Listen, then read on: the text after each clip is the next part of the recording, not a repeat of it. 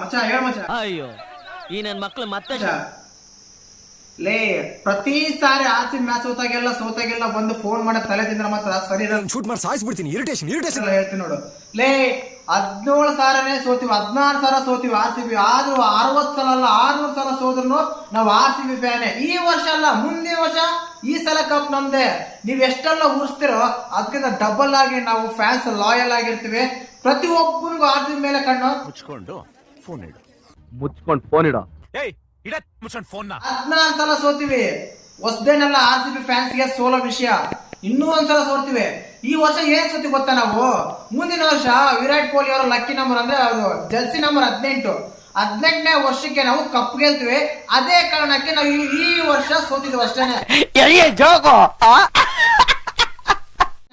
ಮುಗೀತು. ಇನ್ನು IPL ಇಂದ ಔಟ್ ಆದಂಗೆ RCB. ಈ ಸಲ ಅಲ್ಲ ಮುಂದಿನ ಸಲ